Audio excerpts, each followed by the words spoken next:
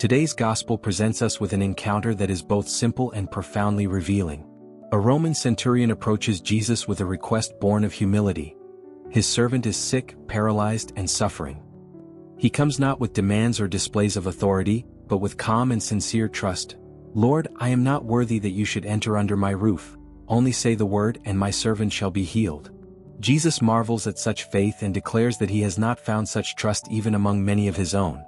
He then announces that many will come from east and west to share in the banquet of the kingdom. This scene reveals that true faith does not depend on titles, affiliations, or belonging, but on the disposition of the heart. In the Christian reading, the centurion's gesture is seen as a lesson in the simplicity of trust. The faith that amazes Jesus is not ritualistic or ostentatious. It is a faith that recognizes the presence of God without demanding spectacular proof. For those who follow the Christian tradition, the message is clear. Grace often finds us in humility, and God's action is often enough with just one word spoken in truth. That word is not a spell, it is the manifestation of love that heals. Thus, we are invited to cultivate a trust that is born of surrender, a trust that does not require full understanding in order to remain steadfast. The Christian experience of Advent teaches us to wait with a heart that is open and ready. It is not about ignoring pain, but holding it within the hope of a greater good that has not yet been fully revealed. From an Islamic perspective, this same story resonates with the idea of trust in divine mercy, the surrender to the will of Allah. In Islam, faith does not stand in opposition to responsible action. Trusting God also means doing what lies within our reach while leaving in divine hands what we cannot control. The centurion, by recognizing the sufficiency of a single word, expresses a form of tawakkul, an active surrender. It is not passivity, but a state in which one acts with commitment while recognizing that the outcome ultimately belongs to the divine. The certainty that Allah listens, forgives, and sustains is seen as a comfort that transforms fear into serenity. From this view, faith becomes practical trust that walks alongside human responsibility. Seen through the wisdom of Hindu thought, the scene also reflects elements of bhakti and dharma. The centurion acts out of compassion for his servant. His plea transcends self-interest. In Hinduism, selfless devotion and surrender to the law of dharma show that actions performed from the heart carry a transforming power. The Bhagavad Gita invites us to fulfill our duties without attachment to the result, thus aligning human action with the cosmic order.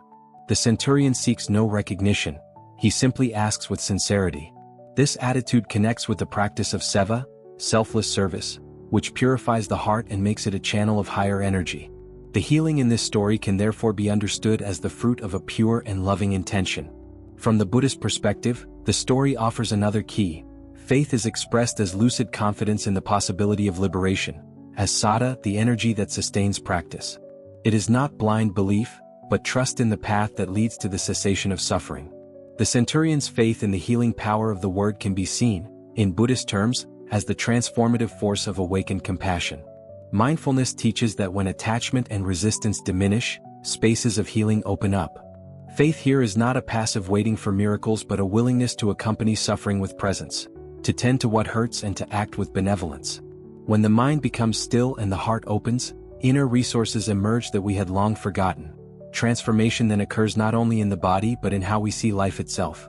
The Taoist tradition, along with Confucian insight, offers a complementary view: to trust in the flow of life and to cultivate inner harmony.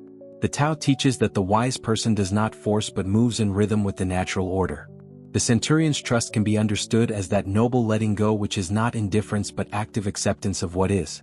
Confucius, in turn, would highlight the ethical coherence of the gesture. Humility and responsibility toward others are pillars of the virtue that sustains community life.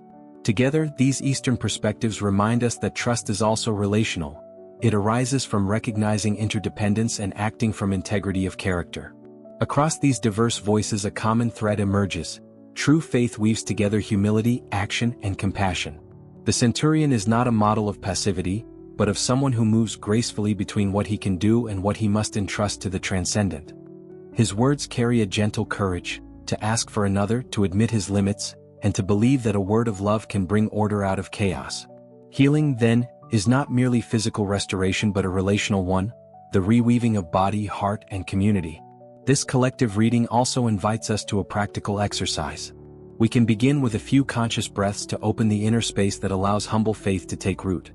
3 deep inhalations, simply noticing the air entering and leaving, can become a simple yet powerful gesture. Then, direct your intention towards someone who needs goodness. Think of that person and silently wish them health or peace, not as a command but as an act of loving surrender.